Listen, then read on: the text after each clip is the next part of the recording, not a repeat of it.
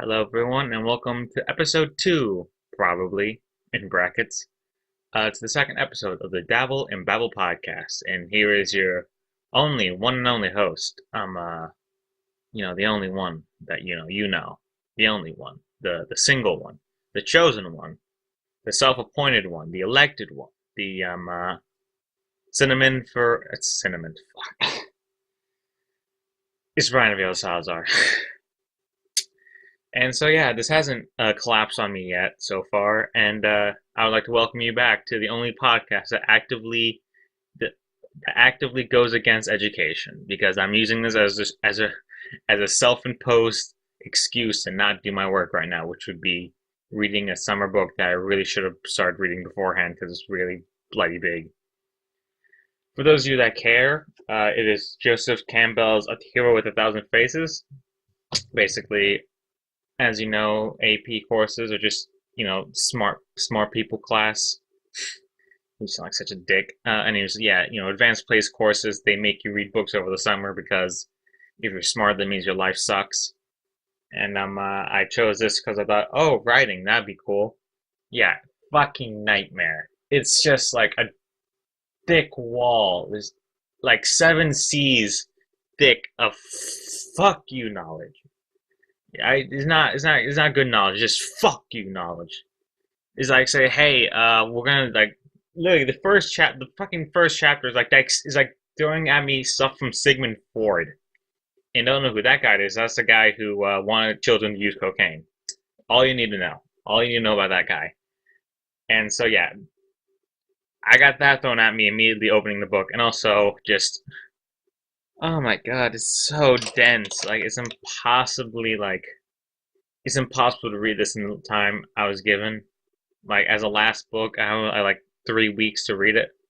I've gotten admittedly the first. I finished the first chapter. I've read like 7 pages, and like I feel like I've ran through a mile. Like it's like that. It's like stuff that they force you to read in college. That's why I impose on myself. The first book I chose, Bill Bryson's A Walk in the Woods, is actually great. And anyone listening to this currently, I would highly recommend it because it's a wonderful, wonderful book. It's very funny. It teaches you a lot, and it's just great. This book is it's interesting.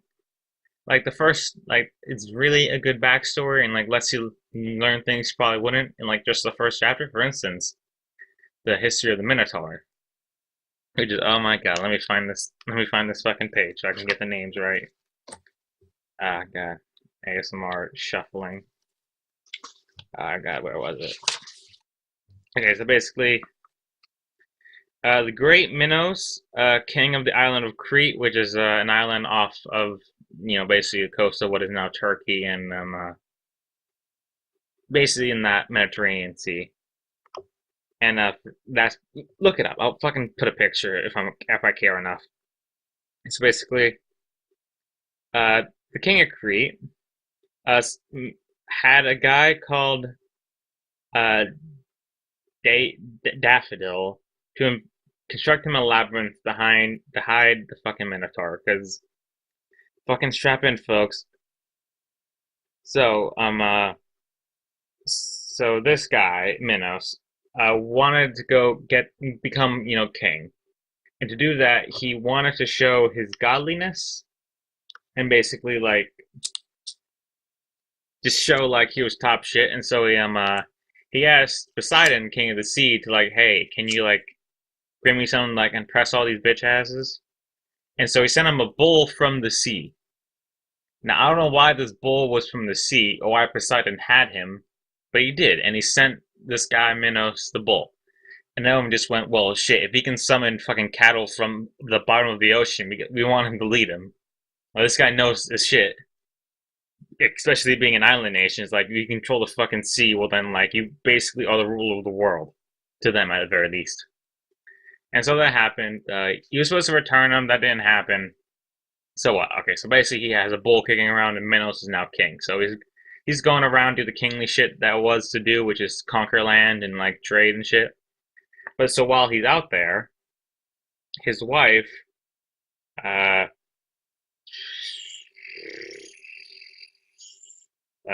Fate. I'm gonna call it Phallusate. So Phallusate is also entranced with this bull, who apparently she was talking to Poseidon as well. Like she's getting the hots for this bull basically. Like this bull is like super fucking rad, guys. It's like this is the best bull you've ever seen. Like this is the John Cena of bulls. Like it's a perfect build and like can like last for centuries of being a mascot for like the kingdom. That this is the bull we're talking about. And so naturally, this woman wants to fuck this bull. She wants to have sex with this bull. And so she gets Daffodil from before, who would construct the labyrinth, to build her basically a wooden like cow shell. She climbed into the shell, and the bull, let's just say, as the book puts it, was fooled by the cow shell. She got fucked by a bull. She got fucked by a bull, and after 9 months, I guess, because this bull is so great, his semen can impregnate a human egg. I so I don't even want to like imagine the fucking birthing something with fucking horns. Like the vagina already is, as I've seen, just books reading on birth, is pretty fucking stretchable. Okay, like it's pretty tough. I don't think any vagina anywhere could fucking withstand horns and just a fucking snout. But she fucking popped it out, and so after that, she fucking Minos came back and thought, and basically came back to this random thing. I don't know what's worse, the fact that her wife, his wife. I don't know how. If I was in this position, I don't know how I would feel. What would I feel most bad about? That I'm now technically the owner of this like weird half human, half bull spawn of fucking Satan.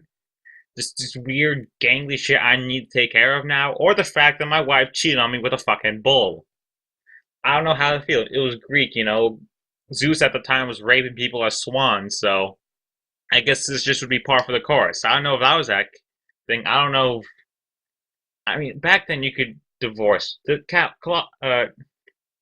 you weren't. No one's Catholic back then, so you can divorce them. Catholics apparently don't get divorced, but they're the Catholic. He fucking believes in the fucking people that bring him bulls from the sea. So fuck him. He can divorce that bitch. I know I would because she fucked the bull with just cheated on me with a bull. I don't know how I feel pretty emasculated. And of course, Minos being the king thought like, well, this isn't exactly the greatest PR as king to have, not only my wife cheat on me with a bull, but now I have this technically is my fucking the fucking heir to the throne legally. This fucking bull creature.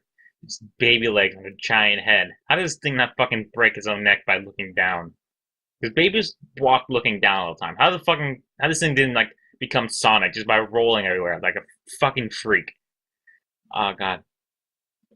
And you know what he probably looked like? He probably looked like that fucking wrestler. I'll make sure to show a picture of him. A fucking wrestler who goes by the name like a Manotar, and he wore a bull head while this was in the 80s. This is like late 80s, early 90s of wrestling. And at this point, WWE back in WWF was fucking creatively bankrupt. Like there were like the Moon Man was a guy in the blue spandex with pink and shit, and like he had like weird arm cans like Mega Man that would shoot shitty fireworks into the crowd, and he had moon boots, and like it was terrible. And that was the norm. Like people had jobs. People like what we know now as Kane was called Isaac Yankem. If you can't get anything from that name, he was a dentist. People were like, there was Repo Man, a guy who his entire gimmick was repossess cars. A guy who was a race car driver. A guy who was a fucking dumpster diver. And so of course you would have Manotar, a normal guy who just come to the ring in a fucking bullhead. And I assume as a baby that the fucking Minotaur would look like that. And so going back to like the whole birthing thing, trying to skip over that because now that this is whole new implications. Now that I realize what this is, Minos now obviously says like, "Hey, Daffodil, not." I assume he wanted to kill this fucking guy, Daffodil, because he fucking enabled this shit. Like the bull wouldn't have fucked his wife if fucking Daffodil over here didn't make her the fucking cow shell. Just, oh my god. I would fucking behead that. The guillotine wasn't even invented yet. I would have fucking leaped ahead in time and fucking innovated that shit. I'm surprised this Minos guy didn't like innovate torture methods just to fuck with this Daffodil guy. So, anyways, yeah, he gets Daffodil saying, "Hey, I assume this is how I assume it went. Hey, Daffodil, uh, I won't kill you for letting my wife fuck a bull if you help me hide this goddamn atrocity." And so he did. Daffodil built a giant labyrinth, basically a maze full of death traps to hide this thing. And it apparently was so good that the guy who built it, Daffodil, nearly got lost in it.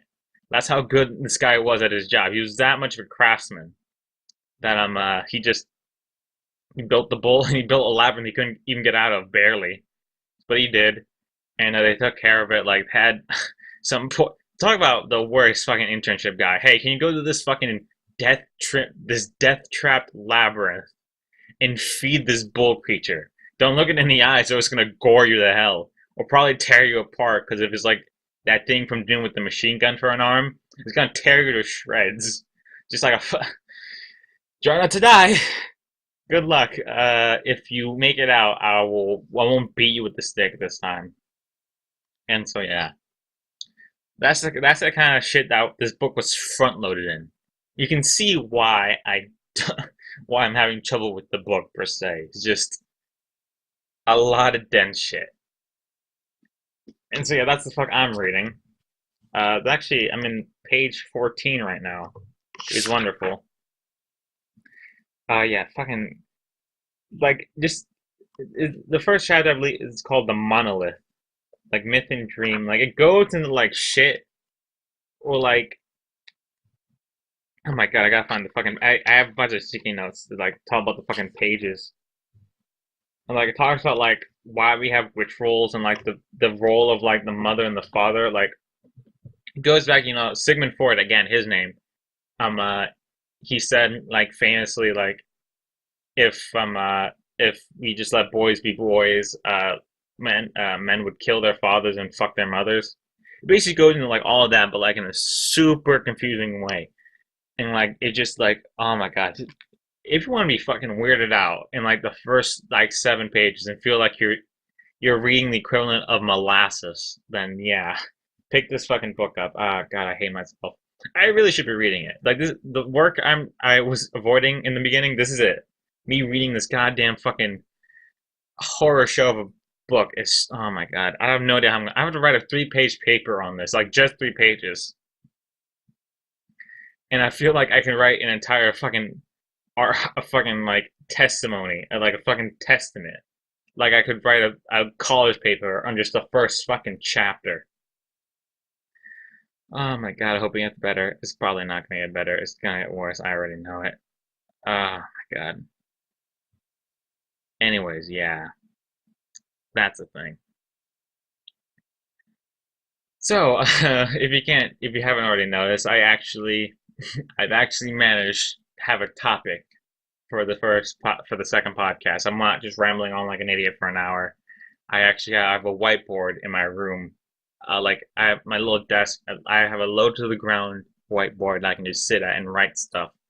I use it to okay. Why I want a whiteboard is because if y'all remember the movie Love Simon, it's about the gay guy who is the most realistic gay ever, alpha gay, and his room has like that blackboard shit.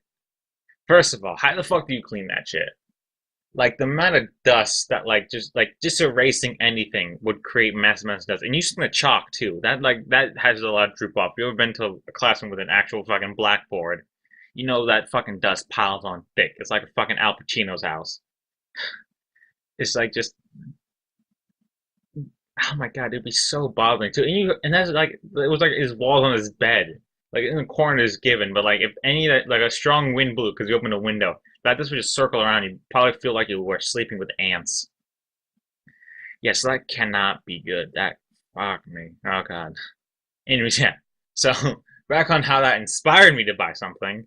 I thought I'm a modern man. I'm a cutting edge of innovation. I'm gonna use a whiteboard instead. And so I saw that and I was thinking, I'm I just wanted to like I always thought of getting something because now recently I've really gone to like writing down all my ideas. Me kind of getting into like a creative frenzy per se of like just weird like before on my school talent show. I did stand up along with me trying to become practicing my directing skills, my writing skills. I've now also tried my hand at stand up comedy, and so I just since I'm a very lonely person, and like I'm always like the weird kid who hangs back at like field trips, like he's gonna try to like if you're going to a zoo, he's gonna like try to jump into the pen, or try to fight the gorilla.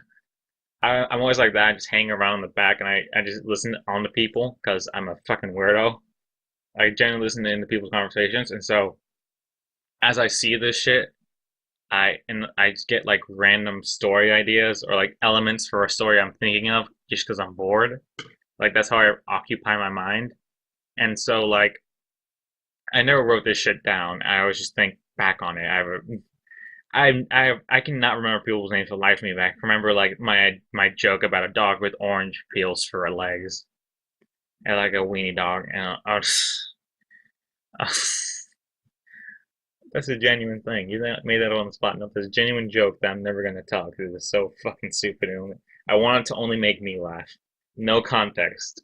I want that for myself. But yeah, I think of shit like that all the time, like random short story. I remember one time I was at the I was at the orthodontist actually, and I was getting like oh this is for me getting like after you get your braces off, you have like choice of like plastic teeth for like 7 years or a retainer. So it's basically like it's basically like buying a car. It's like, hey, do you want to pay up front with cash or do you want to like go with low payment? I said low payment because fuck that. I don't want to pay for cash in a sports car. It probably has drug traces in it, and I don't want to be fucking caught with shit. I'm gonna buy the fucking sedan. I'm gonna raise a family and pay it off as a normal person. So that's what I chose. And as I was sitting there, letting they have like they film like the giant metal thing. Like I assume they took like the size of Andre the Giant's mouth, and like okay, that's basically like this can fit anything. And they took that and they fill it with putty. Like I like to think it's the putty that you can like the silly putty that you can like rub on a newspaper and like it rubs into the putty and you can see it. I like to think it's that putty, even though it's probably toxic, it would kill you in the mouth. But anyways, it like takes a mold of your mouth, and afterwards they like pour plastic in it, and it's basically the shape of your teeth, and you put it on when you before you go to sleep. And as I was like sitting on the chair doing that, I saw like a father like I think it's like a little kid. I think it's like first time they looked down, so the father was like grabbing like the kid's shield and looking up at him, and like I had like a it was like weirdly it felt like a weirdly intimate moment that in a public place, so like it felt isolated. It's like the dad was like look it was like a long hair too and like glasses and like a little like scruffle neck like no shaved beard, like it looks like a hardworking dad, looks like a single dad, and like it felt like such a weirdly intimate moment that it just gave me I like described it as like I just like wrote I just like put on my phone, get on my notes and like described it. And like I used to do that before with other things, but like that moment in particular, like that's like the best example I can have of just me getting random story ideas. Like I created just because I was like in pain from the fucking thing in my mouth because the metal thing rubbed in the bottom of my jaw. And it just like distract myself from that. I just started thinking like this like kids and dad's story and like what the fuck they've been through. Probably because they're just a normal family and this dad's just, trying to keep his son calm by looking calm. But like I thought like I saw through that for a second and like it felt weirdly intimate. And so I described it and like recently I've been writing shit down in Google Docs now. I have like an entire page Google Docs. It's just called collection of ideas. And I just have shit ideas like poems, novels, comic books, all my shit that I think of goes in there now. And but while that's good and all, I can write shit down. I'm probably doing that more and more. But as I sit in like my laptop and try to write something, this is for my short film. While I'm having that, I wanted to also like have just something I can like easily doodle on and erase because like with text, it's just all text. There's no like just there's only so much you can write. There's limitations on like what you can describe with words. And so like for my short film, I wanted a whiteboard, and my mom beforehand got her job was like very plastic. They're clearing like a newly renovated office, and it had a bunch of old supplies. And one of them was a whiteboard. And so I thought, fucking perfect. And so I took the whiteboard up, got like those weird command hooks. Not actual command hooks to hang it. No, this thing, I just took like the backs of them, the sticky bags that you put the hooks onto, like through the wall. Like the shit you put on the back of the hook and then on the wall. That sticky shit, I took like 7 of those, put it on. It's sticking so far. And now I just have a whiteboard that I use to like write ideas for like characters I have for the short film. I haven't used it a lot because I've just been busy with like internships over the summer. But now that I'm doing the podcast, I wrote down like just for Dabble and Babble number 2. I wrote down like just a bunch of shit I could talk about, and so that's why I had a topic for the first thing, which was the wooden cow story. Oh my god. So yeah, thank you, Love Simon, for being gay, but the greatest gay. I saw that they have like the actual book, and it was like a fucking changed title. Like the book is not actually called Love Simon. It's like called something else, but I think they just changed the name because the movie was so popular to Love Simon. I imagine that's probably why. I'm not sure, but you know, what the fuck do I know? Oh god, what would I just not thinking myself right now. What the fuck would I want to name my book? Because just give you a rundown of my book. Basically, my book is like a modern take on like mafia stories. I don't know why. I just seem like I have a weird fascination with them, like just like therapy level of weird with them. And so like you can't see this, but the recording is like chugging. Like the audio is fine. I know this for a fact because I've done this before, but like it's just weirdly chugging, so it looks like I'm watching a slideshow of my voice go through. And so like now I have like a modern mobster setting. I was just trying to think like what the fuck to call this book because I thought calling it the first thought I had was Family Matters, and then I realized it was the name of a sitcom. I made myself laugh and realized, yeah, that shit's not gonna work. And so I was just thinking like what I should name this fucking book, and like I have no idea. Like I gotta like name it something that like reflects the themes and whatnot, but like I don't really know what that should be, and so I'm just like that's like the biggest struggle.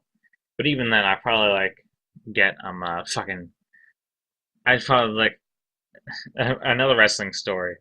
It's probably I was thinking like how it probably just come to me, and it made me think of how one of the most famous wrestlers of all time, Stone Cold Steve Austin, got his name from his wife because he pitched to WWE at the time, like basically Vince McMahon saying like, hey, I have this story idea character of a cold, ruthless individual, and like this the shitty names he got was like Otto von Ruthless, Chili McDagger Frost, or whatever the fuck, basically a bunch of cold puns that like it's like it basically would sound like Sub Zero's like just fucking stupid cousin.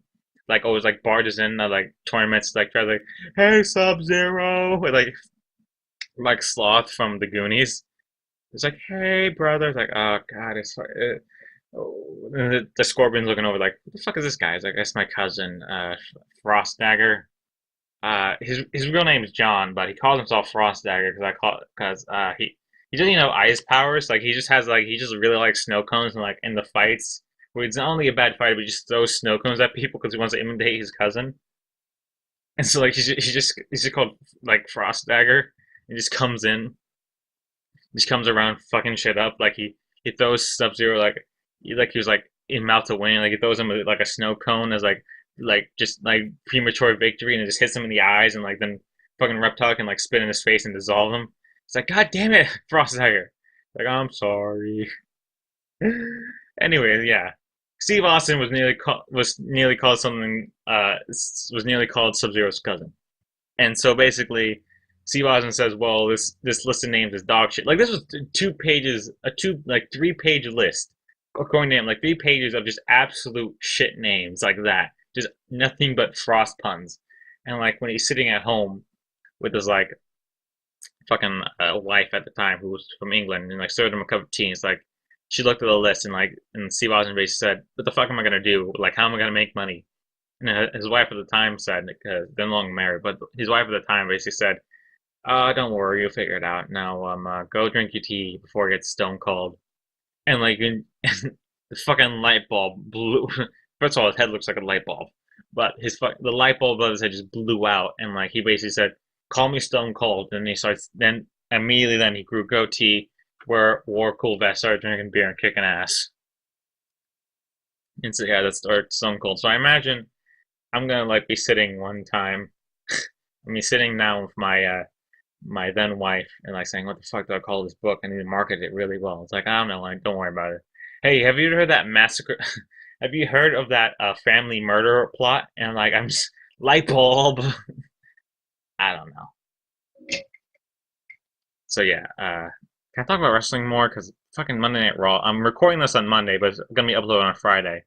Oh yeah, by the way, I know I said it's gonna be bi-weekly, but just like get shit started, I'm probably gonna upload the once a week, but then probably like slow down and like only upload like twice a week. Actually, no, I'm gonna upload bi-weekly. I just want to like get shit rolling and like have like a good backlog that I can like show to people. It's like here's some of my shit, and I can like record some of these and point to ones and like, oh, this is like one of my best ones. Go click on this, and like that's what I want to do. I want to get guests on. Like I don't know, kind of get the ball rolling. I need to get like an Instagram up. Even though I haven't done shit. I was trying to write a script before for my first like skit video, but that hasn't gone anywhere. And so yeah, so that's why getting this on Friday when I said before it'd be bi-weekly. Also, a thing that changed from last time is that we have a fucking good. I didn't mention it before, but now that I got it. Like after I just committed to posting the thing. Like fuck. After I recorded it, I got the fucking email from my friend from the Owl Family YouTube channel, which I linked before. I got like this fucking kick-ass thumbnail, which I'll probably be the main thing you see the entire thing, except having that weirdly cropped Bugsy and sad face. I'm sorry. I'm sorry, Buster, for fucking cramping your style there from Beyond the Grave, but like, yeah, she fucking knocked it out of the park with this one. When I approached her for the idea, and she said like, "Oh, great, like, what do you want?" I just realized like, I don't know what the fuck I want, and so basically, I like, hold on, I got like bubble in my chest. Anyways, so I basically realized like I was texting her saying like, "Hey yo, I'm doing this thing. Like this is like right when I'm started thinking like I should probably do this." And so I did. So right when I'm thinking of all this, and so I like talked to her saying like, "Hey, you want to do this fucking thing?" I was like, "Yeah, sure. What do you want?" And I realized like I don't know what the fuck I want.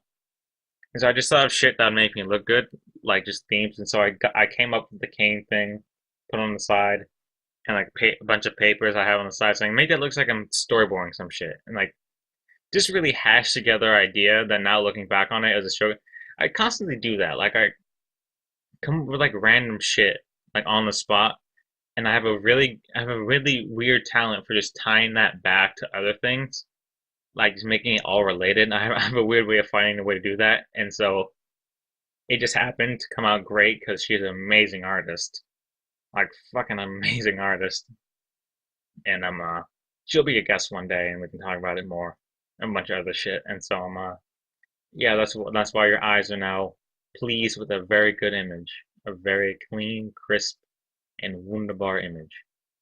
She also rejected me twice as a girlfriend, but you know we can talk about that later. Anyways, yeah, fuck, what was I talking? Did I even have a topic, or did I just start rambling? Okay, I was talking about the whiteboard. I was talking about fucking stories of writing shit down. Let's see what I have on the whiteboard. I have Cosmic Avenger. No, I have to save that for another day. All right, Fae Foundation. So I told you before in the last podcast that I went on to internship at the fucking the Feed the Children. Well, because of that, I am the reason I got the internship was because I was part of the Fae Foundation. Now, the Fae Foundation in little old Eastern Pennsylvania, it was basically started up as from the Hispanic Chamber of Commerce to basically give primarily Hispanic students an opportunity for a job, basically like life experience for business, because they felt as though like they weren't getting enough of it for whatever reason. Originally, it was supposed to be like all like minority groups, but then most of it just became up like the Hispanic Chamber of Commerce pitched it as like an all-inclusive thing for like minority students, but then it came up as like basically just everyone's Latino here and we don't have jobs, so help us out anyways. That's how they said basically.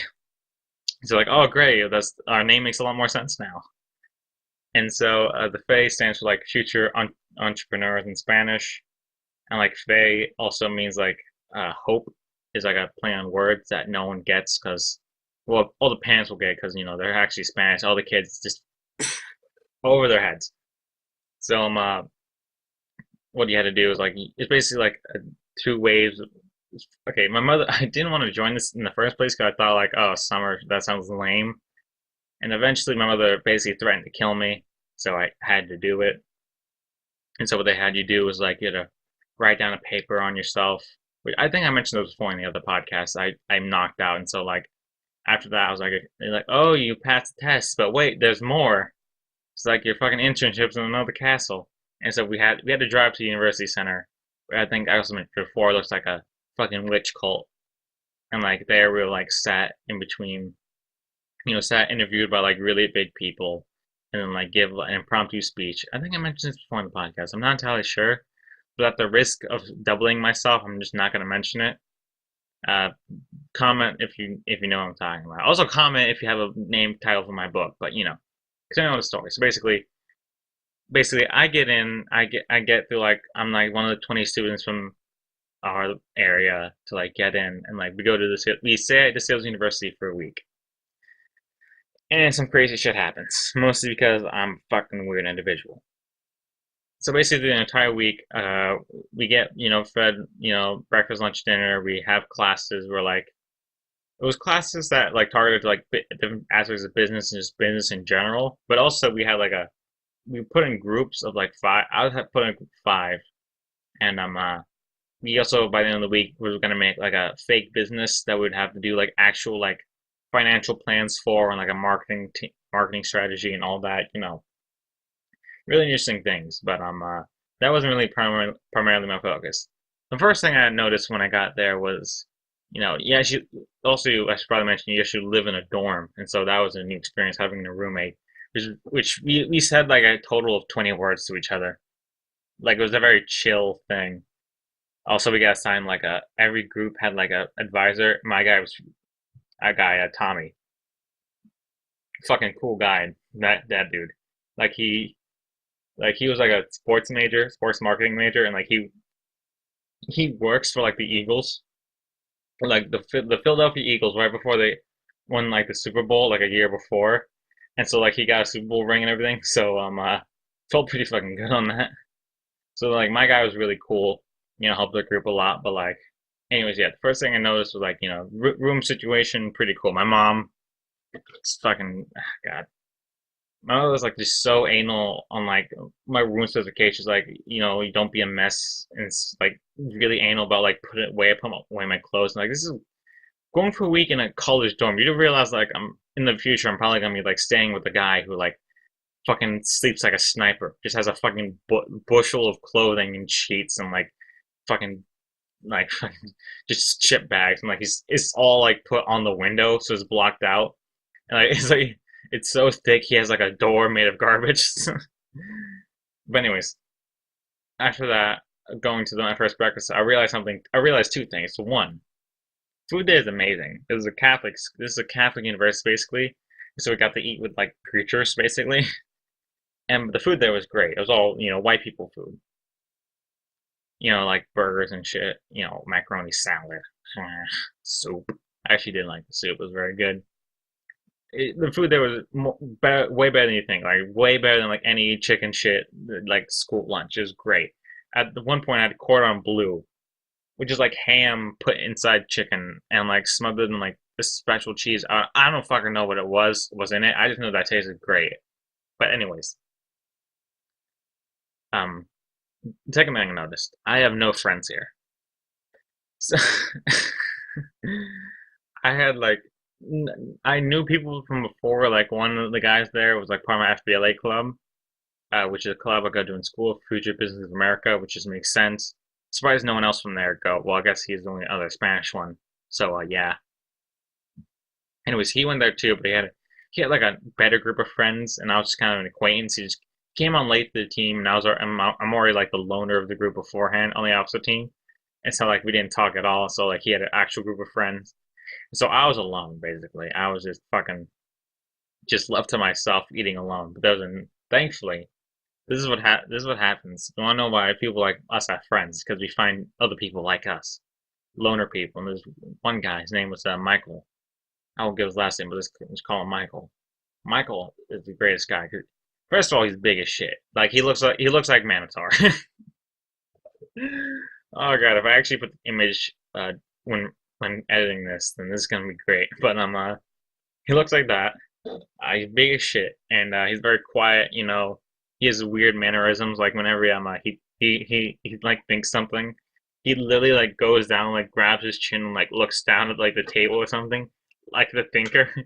I find it hilarious. Also, he like speaks in what? He says like this, what? And like he also like does this thing like puts his like he like makes his hand flat and like puts to his temples when like he thinks of a joke, to say something weird, and like that's something that makes any slight sense, and like he does this like like Dr. Xavier. And so that guy was cool. He was eating alone, and eventually we just kind of sat at each other's table because we were sitting. We were like taking up an entire table because like we were plague victims. So we just sat next to each other. Eventually, we just hung out the entire time. Also great because we were put in the same group, so we worked on the same project as well. Anyways, uh, getting on to some weird shit. So on the first day, each day had like a separate activity. Like one day we went to a soccer game, other day we went to the movies, you know, yada yada. The first day was a scavenger hunt, which is always great for business. You know, scavenger hunts is basically how to close you know, multi-million dollar deals. The two art forms have many overlaps. Like you put in an event diagram, it. What I'm trying to say is the fucking. I hate scavenger hunts. I never like them. I don't like scavenger hunts, especially with forced giant groups of people. Another thing that I've had to do, not only did we have to find the shit, but we had to like take a picture.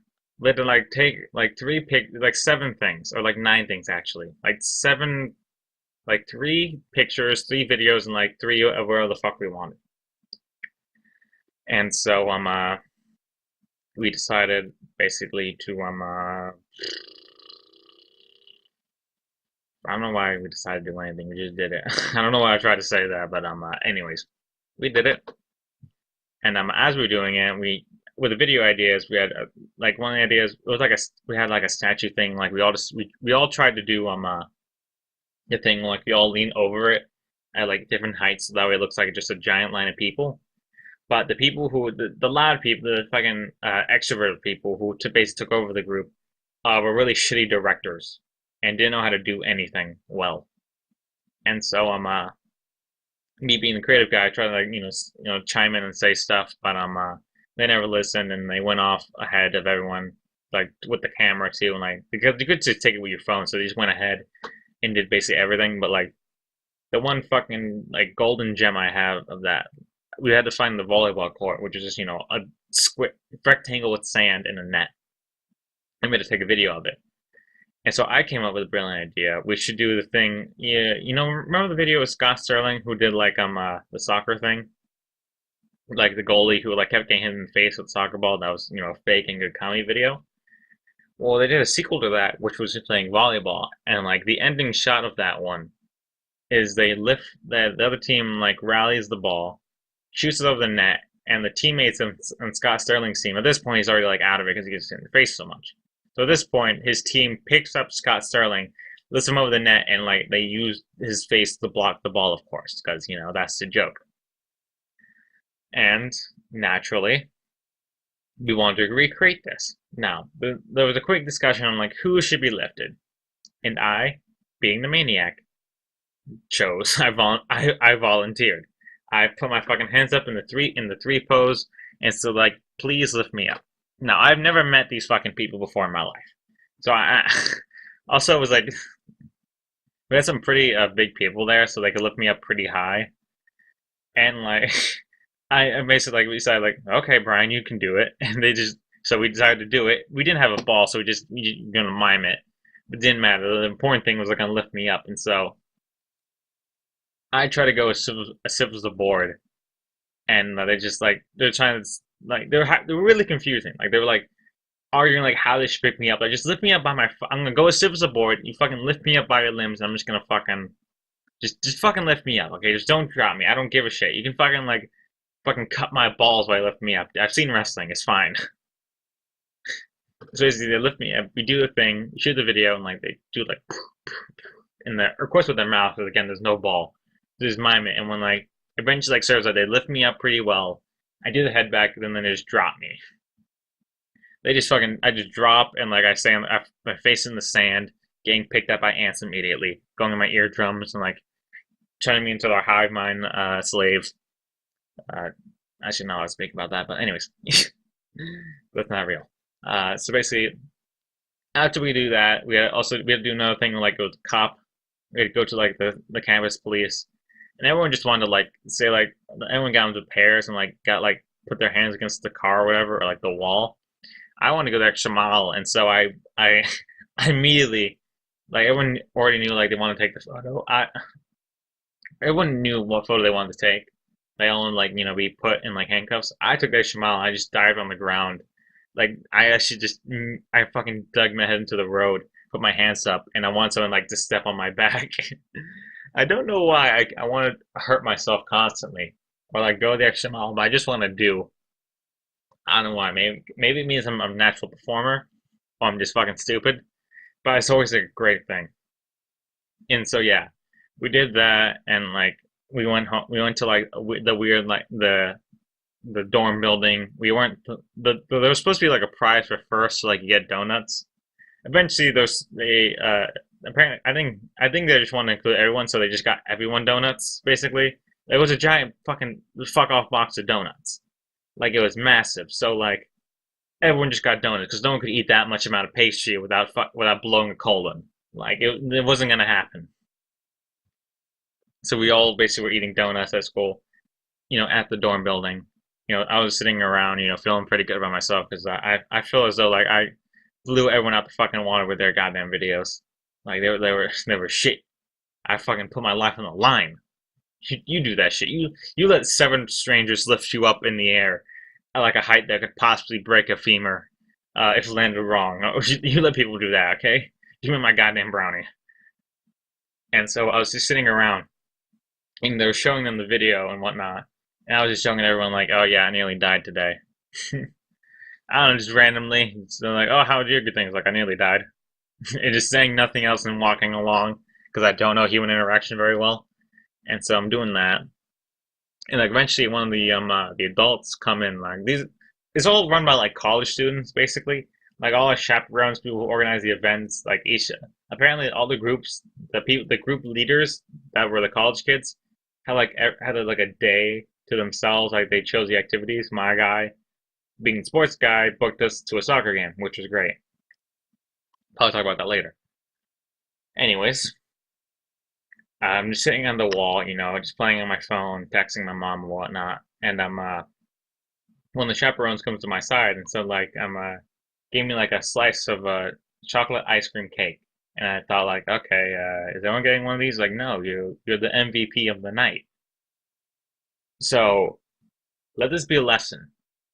If you want to be rewarded, kids, do stupid shit on camera.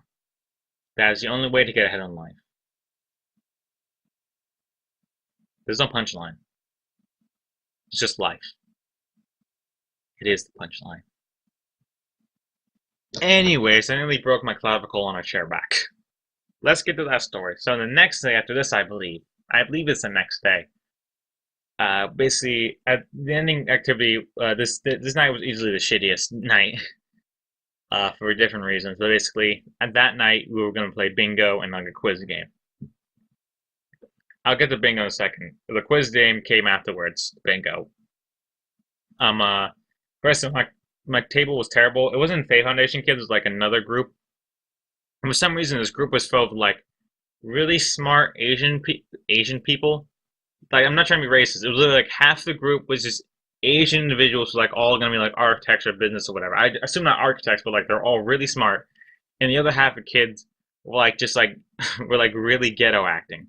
Now not all of them were black, of course, Like some of them were just like really ghetto acting kids, and they're all like loud, boisterous people. I don't know how the fuck they got on this fucking trip because you had to like apply to like manage. I don't know what the fuck they wrote for themselves, but they're really loud and obnoxious and annoying. And so naturally, my friend before, Michael and I sit on the same table. So after bingo, after our win, I'll get to that later. We go to we after we win, we go to this. First of all, I went to the bathroom for a long time because I already knew it was gonna be bad because my table was fucking annoying during the bingo game. I come back. These people are the dumbest fucking people I've ever met. They're like so inept. Like it was a bunch of like a bunch of like like pop trivia stuff. Like oh, what's like the name of the villain from Black Panther and shit like that.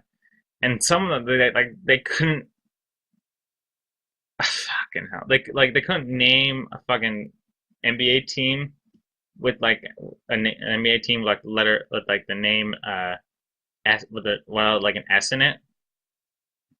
And I immediately said Heat. I immediately said he. Like they couldn't name like a soccer team or whatever. Like it was just some dumb shit that they just couldn't name at all. And like that was annoying. Also, they were loud and like completely uncooperative with each other. I don't know how the fuck they were such a big group of friends. It seemed, but like apparently they were. And so that was a horrible, horrible thing. And like me and Michael just looked at each other and said, like, these people are fucking lost. And so we didn't help. I said things out loud when they were literally just, oh my god, they're dense as bricks. But yeah, before that though was the greatest high of my life. Now, along with scavenger hunts, I hate fucking bingo. It's a new thing. I realized on the day that bingo is fucking boring. Okay, now my friend Michael, big strong giant, silent giant. He's just I look over his board like every time with that weird ball cylinder thing. Like should be like there should be the gimmick of like a human game show. They should have people in like plastic balls and like have a giant rotor thing and like they get picked for random challenges that way. I don't know. Fucking hire me, TV. Anyways, so he's doing that picking his number and he's like striking out on fucking everything. Like he's getting like three pieces on and like not getting anything else. It's hilarious to me. And like it goes on after a while and a while. And on the last thing, the prize. First of all, the prize. I should press this. The prizes are in buckets. Now these buckets are full of like T-shirts and candies and shit. Different things in each bucket. And they tell us we only have a limited number of these buckets. And if someone ties, then whoever gets here first to the table is the one to get the bucket. There's no coin flip, it's just whoever gets there first. Keep that in mind. So, the last thing we do is like cover all on bingo, like the cover all the spaces and whatnot. And so me and Michael are striking that shit in the early stages. Like it's just not good. And like the chaperone, like me and Michael talking the entire time because we don't give a shit. And like someone says like, and like a chaperone's like over there like just looking and talking with us as well. And like I tell her, if Michael wins, it's gonna be the funniest shit ever. It's like gonna be great because like we are people who care the least in the entire goddamn room. I can tell that for sure, for certain. We do not. We are the people that are not giving the shit the most. And eventually we come to the agreement. I have an idea that like we're getting like different spots, and so our boards. And we decide. I told him, I turned to Michael, say like, hey, I have an idea.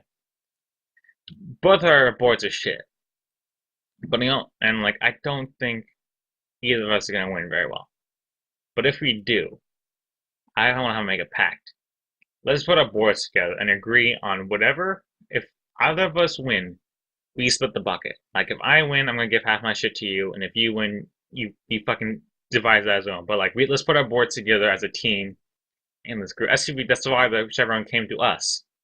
Because like she saw boards together and like I was like picking names. Mostly I just wanted Michael because he was actually paying attention. I wanted to upload my board to him because he was actually paying attention even though he wasn't striking shit. I wanted him to just look at my board so I can like go on my phone. That's actually why the chaperone came to it. I was on my phone and Michael had two boards and like what the fuck's going on here? I was like, oh yeah, we're teammates. And like he's actually paying attention and I'm doing finances on my phone, playing fucking Tetris. And anyways, like someone wins and like they continue on, so they have like another bucket. I see another bucket on the table and it's like, okay, it's like last chance. Now, at the end of it, Michael's on a hot streak. Like he's been striking shit all day. Like just three or less pieces each round. But on the last round, like it slowly accumulated, and soon he was on a hot streak. Like it was like at like three straight fucking spots, and like with one spot left. And like as soon as I saw, it, I was like, oh shit, it's happening. And like soon I got started getting into it. Like it's not like people who like pop off again like two in the same line, and like they start going on like they won the fucking lottery, like the one number away from winning. But like I could see the fucking possibility happening, and like everyone else was like groaning and shit. And on my table at the very least was like groaning and shit. And I was like, oh shit, this is actually happening. I was fucking like racing. It's like Michael, we're gonna fucking do it. It's like also I was also like saying the entire night, like we do not deserve to win. If we win, it's gonna be hilarious. But like it was fucking happening in front of us. I was like, oh shit, this is hilarious. I don't know why I found it so funny, but I just found it so funny that we both of us not giving a shit enough to even like look at our boards half the time. We're like about to win. Everyone else was like like more panicking, like a mark. You know, in the wrestling when fans freak out or like buy in, we call them marks. I was marking out there. I was becoming them basically. It's like, oh shit, we're gonna win. And lo and behold, right when we think like we're gonna get fucked over, we get like B9, I think it was. And like we fucking, I pop off. I like jump in my seat in joy. Like we fucking did it. It was great. Like I was joking the entire night. We weren't gonna fucking win, and we don't care. Now we're winning, and now I care. It's like the greatest moment of adulation, but it was nearly ruined because I saw another girl across the table. We're like in the front row. Like the tables are in two columns, and like there's two tables made to each side. And the girl on the other side, on the same in the same opposite column on the same top row next to the prize table, also wins. Now, I've been told whoever, if there's a tie, whoever gets to the bucket first gets the bucket.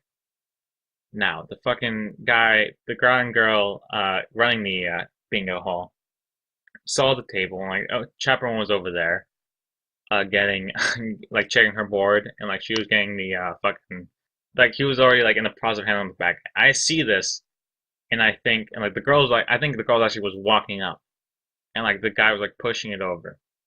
And I see this, and I think like, I need to get that fucking bucket. So I fucking like, kick back my chair, go around the corner, full on fucking sprint. Like it's not a long distance, but I fucking sprint down this goddamn short court, like between the prize table and my table, and like the little area in between. I fucking dive for the bucket. Like I reach out, like a, I reach out, I fucking grab the bucket by the edge. And in between me and the bucket is like the back of the kid's chair, because like he's sitting at the end of the table and like moved over the chair because I think he went to the bathroom. I fucking reach over the bucket, lean forward, hit like my collarbone on the chair, and like as I fall down, I fall back in pain. I have my hand already on the bucket, gripping it. So I come backwards, and the bucket's wrapped in plastic, and so it doesn't like fall onto me. But I grab the bucket, literally hold it to my chest, and start laughing manically, like the fucking joke. I literally laugh like the Joker, and I'm like rolling around, and everyone's fucking quiet. Like the school is like it seems like I've been shot, but it sounds like it too. Like everyone's quiet, everyone's looking down at me, and I'm just in the middle of it all. Like everyone can see me rolling on the floor, laughing maniacally, like a fucking crazy person. And the guy with the microphone, like his face, first of all, is in great shock. It's like his face is priceless. And like without missing a beat, after like a moment of letting my laughter permeate through the entire room, he just looks down at me and says, "We don't even know if you won yet," because no one came, no one knew, because I just popped off without telling someone that I had bingo, and so he didn't even know if I had fucking bingo or not. And so it just looks like some random asshole came up, ran up from the fucking side, from like outside the camera view, and just fucking snatched this bucket. It's the greatest thing ever. And so we get the board, checks out. I fucking start high fiving my friend Michael, saying like, I fucking got this bucket, dude.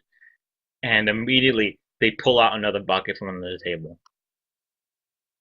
I fucking nearly killed myself for not only for a bucket that really I shouldn't have cared being willing to kill myself in the first place, but it was pointless in the fucking end because I had another bucket. They fucking lied to me. I felt like Rambo, who was programmed to kill, and like he didn't know his mission was done. Like I didn't get the joke, and so I fuck. Oh my god. And anyways, inside the bucket was like a bunch of like t-shirt shit, like a sports bag with like a water bottle and like a bunch of t-shirts. Now, it was pretty easy to decide like what the fuck we're gonna get, cause with there were like a bunch of t-shirts and shit. None of them fit fucking Michael. Again, he's big as shit, Manathar. He's big as shit. None of them fit him in the slightest. Like there were like mediums to smalls. He was an X. It was an XL for sure. And so like immediately I got all the fucking t-shirts and like the sports bag and like the water bottle. That shit was his. He can have it. The only thing that wasn't fabric that I got that I wanted was the lanyard. Now he didn't give a shit. I could have taken it all and he wouldn't really cared because I don't think he really cared about the gifts as I did. I just said it because it was one thing is fun, and he said, "Oh yeah, sure." Like he's that kind of guy. He's just super chill and like it's just a guy who could talk to me forever. And he like has a weird laugh. I got to text him after this and tell him like I'm doing this because I think he wants to see it. But I'm yeah. So yeah, he doesn't give a shit. The t-shirts I know. No, they like play another round of bingo. I believe this is the last one. I don't know. For some reason another girl gets. Actually no, this is like during the fucking quiz show. The team with the most points wins, and like the fucking one of the girls who I knew because she was one of the cooler ones that I met. She won like get like t-shirts and shit, but like her prize baskets for her team like didn't fucking have any, and so I just gave her all the small ones because they wouldn't fit me anyways. So I came out with like a net loss anyways. So not only okay, so not only let's rehearse, let's reverb. I fucking win something I wasn't even supposed to care about, but I did. I charge over, nearly breaking my clavicle in the process. Scar a girl for life, probably. Make myself look like a fucking crazy person. The entire like everyone is here. Everyone can see me acting like a fucking idiot. So that's my fucking established persona. Have my fucking sacrifice be for naught, anyways. But like even the stuff I do win, I end up just giving out in the first place. Wonderful, wonderful things. And my mother's calling me, so let me just pause this real quick. One bag of frozen tilapia later, and I'm back. And yeah. Oh my god. That was such a shitty thing to do for myself. Although you're a fucking weirdo for wanting to people lift me up and like be a victim of police brutality. I was not helping my case. I wonder why people don't want to sit next to me in lunch. That's probably fucking why, Brian. Because you're a fucking weirdo. Yeah, so that was great. Another thing that happened, it was great. My mother called me late because I can just wrap this up soon. But on like the fourth or fifth day, I was there. Went to a football game. Uh, like Bethlehem Steel was this, college level soccer game, and the person there, like, they had a little crowd of like super fans. Like, no one was in the audience to begin with. Like eight, like, has super fans. Like this guy who looks like the fucking vulture from Spider-Man: Homecoming. That actor. He was like super massive fan. Like, he had tattoos on his body of the team and like the Phillies. This guy was basically super fan 101. Like, he had a scarf and everything, beer in hand, and he was like chanting the entire time. And eventually, he was like sitting next to us, and like the funny thing was, he was just chanting the entire time. I was the only one chanting with him because my father once took me to a friendly game of Costa Rica versus Island, and that's where I learned the loving of chants. And also, I'm a wrestling fan, and chants is a very important part of wrestling. And so, professional wrestling, I mean. And so I was the only one into the chants. And eventually, everyone got into the chants, but only after one of the chants had a swear word in it, and like the mom, one of the chaperones came and like, hey, can you not do that, please? Like while he's singing the chant, the lady is already like the one of the chaperones already got up and like standing next to him with her arms crossed, and like he was having the time of his life. Like I've never seen a man more happy, like more fulfilled with his purpose in life. But yeah, after that, I lead a chant. I lead an Olay chant, and like the team that we're voting for, Steel. like sucks dick for like 90 minutes, and like at the end of, and like the end of it, the score was like by like the 85th minute is like two it's 2-0.